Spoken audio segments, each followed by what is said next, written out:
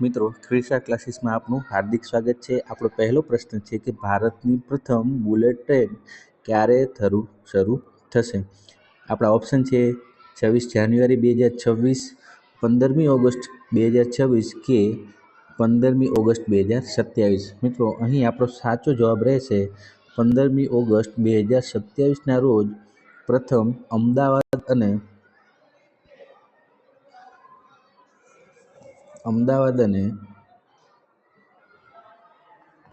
અને મુંબઈ વચ્ચે પ્રથમ બુલેટ ટ્રેન દોડશે। મિત્રો આ માહિતી આપણા કેન્દ્રીય રેલ મંત્રી અશ્વિની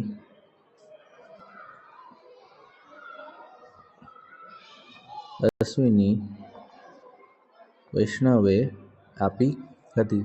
મિત્રો બુલેટ ટ્રેનની વાત કરીએ તો ભારતને બુલેટ ટ્રેનની મદદ કરવાવાળું એક દેશ છે જે છે જાપાનની મદદ દ્વારા ભારતમાં બુલેટ ટ્રેન ભવિષ્યમાં દોડવાની સંભાવના છે। તો આપણે યાદ રાખીશું કે જાપાનની મદદથી ભારત બુલેટ ટ્રેન જોઈ શક્યું। મિત્રો નેક્સ્ટ ક્વેશ્ચન કે દેશની પ્રથમ વંદે ભારત સ્લીપર ટ્રેન કયા બે શહેર વચ્ચે દોડશે? આપણા ઓપ્શન છે એ અમદાવાદ અને મુંબઈ, બી દિલ્હી અને લખનઉ, સી ગુવાહાટી અને હાવડા। મિત્રો અહીં આપણો સાચો જવાબ રહેશે સી ગુવાહાટી અને હાવડા।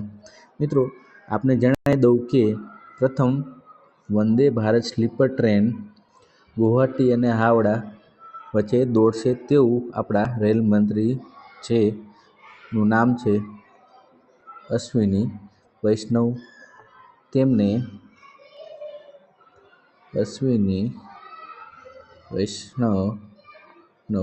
તેમને જાહેરાત કરી હતી।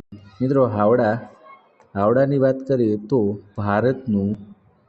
ભારતનું સૌથી વ્યસ્ત રેલવે સ્ટેશનમાં પ્રથમ સ્થાન ધરાવે છે। મિત્રો નેક્સ્ટ ક્વેશ્ચન પર જઈએ તો હાલમાં ન્યૂયોર્કના મેયર પદે કોણે શપથ લીધા જેઓ મૂળ ભારતીય છે? મિત્રો આપણા ઓપ્શન છે ઝોહરાન મમદાની, બી ઇબ્રાહિમ શેખ કે સી અશફાક મોહમ્મદ। મિત્રો અહીં આપણો સાચો જવાબ રહેશે ઝોહરાન મમદાની। મિત્રો ઝોહરાન મમદાની ડોનાલ્ડ ટ્રમ્પના ખૂબ જ વિરોધ કર્યો છે અને તેઓ મેયર પદે હાલમાં ન્યૂયોર્ક રાજ્યના મેયર પદે હાલમાં ચૂંટાઈને આવ્યા છે અને તેમને કુરાન પર પોતાની શપથ વિધિ કરેલી છે। મિત્રો નેક્સ્ટ ક્વેશ્ચન પર જઈએ તે પહેલાં આપને જણાવી દઉં કે વિડીયો આપને પસંદ આવતો હોય તો પ્લીઝ વિડીયોને લાઈક કરો, તમારા મિત્રો સુધી શેર કરો અને ચેનલને સબસ્ક્રાઈબ કરો તો હું એનાથી થોડું ઇન્સ્પાયર થઈને વધુને વધુ આપને સુધી માહિતી પહોંચાડું અને થોડા વ્યવસ્થિત આપને કન્ટેન્ટ આપી શકું। મિત્રો નેક્સ્ટ ક્વેશ્ચન પર જઈએ તો બાળકોમાં સૌથી વધુ કુપોષણ ધરાવતું રાજ્ય કયું છે? હાલમાં મિત્રો બાળકોના કુપોષણને લગતો એક સર્વે કરવામાં આવ્યો છે। મિત્રો અહીં આપણા ઓપ્શન છે એ છત્તીસગઢ, બી ગુજરાત કે સી ઓડિશા। અહીં આપણો ઓપ્શન સાચો રહેશે કે છત્તીસગઢ એ ભારત દેશના સૌથી વધુ કુપોષિત બાળકો ધરાવતું રાજ્ય છે। મિત્રો આપણે જણાવી દઉં કે કુલ 32 રાજ્યો અને કેન્દ્ર શાસિત પ્રદેશોમાં આ સર્વે થયો છે। તેમાં સૌથી લાસ્ટમાં છે 32 છે છત્તીસગઢ ધરાવે છે। છત્તીસગઢ અને દિલ્હીનો રેન્ક 32 છે અને ગુજરાતનો 31 છે। તો ગુજરાત સરકારે પણ થોડુંક તે બધું બાળકોના પોષણ ઉપર ધ્યાન આપવું ખૂબ જ જરૂરી છે કેમ કે તે સૌથી સેકન્ડ લાસ્ટ આવેલા છે। મિત્રો નેક્સ્ટ ક્વેશ્ચન પર જઈએ તો અર્નેસ્ટ અને યંગના રિપોર્ટ મુજબ 2047માં ભારતની માથાદીઠ આવક કેટલી થશે? મિત્રો અહીં આપણા ઓપ્શન છે 15.5 લાખ, બી 14.5 લાખ કે સી 13.5 લાખ। મિત્રો આપણે સાચો જવાબ રહેશે 13.5 લાખ। મિત્રો 2025માં ભારતની માથાદીઠ આવકની વાત કરીએ તો ભારતની માથાદીઠ આવક 2.5 લાખ છે। ત્યાંથી કૂદકો મારી 2047માં ભારતની માથાદીઠ આવક 13.5 આવવાની સંભાવના દર્શાવે છે। મિત્રો નેક્સ્ટ ક્વેશ્ચન પર જઈએ તો ગુજરાતમાં હાલ કેટલી રામસર સાઇટ આવેલી છે? A 3, B 4 કે C 5? મિત્રો અહીં આપણો સાચો જવાબ રહેશે ગુજરાતમાં કુલ 4 રામસર સાઇટ આવેલી છે। મિત્રો ગુજરાતના રામસર સાઇટની વાત કરીએ તો પ્રથમ છે ખીજડીયા જે જામનગરમાં સ્થિત છે। ત્યારબાદ છે નળ સરોવર જે અમદાવાદ અને સુરેન્દ્રનગર વચ્ચે વહેંચાયેલી છે। ત્યારબાદ છે થોળ જે અમદાવાદ અને ગાંધીનગર વચ્ચે વહેંચાયેલી છે। અને છેલ્લી છે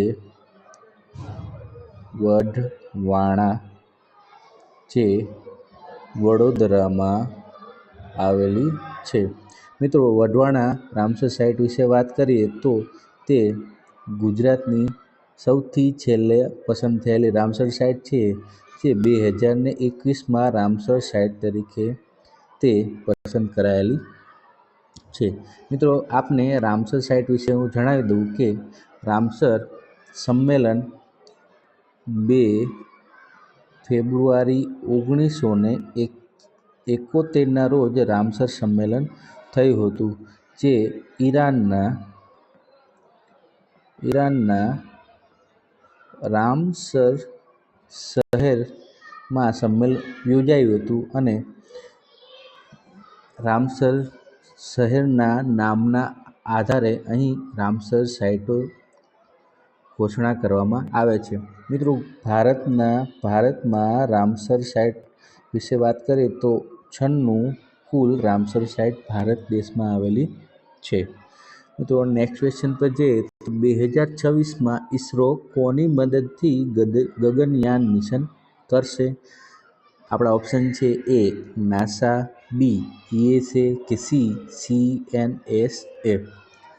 મિત્રો અહીં સાચો જવાબ રહેશે કે ભારત અમેરિકાની નાસા જે સ્પેસ એજન્સી છે તેની મદદથી ગગનયાન મિશન પૂર્ણ કરશે। નાસા જે અમેરિકાની છે। USA અને SNSA જે ચીનની સ્પેસ એજન્સી છે અને USA તે યુરોપિયન યુનિયનની સ્પેસ એજન્સી છે। મિત્રો નેક્સ્ટ ક્વેશ્ચન પર જઈએ તો ભારત સરકારે ઓપરેશન સાગર બંધુ કયા દેશ માટે કર્યું હતું?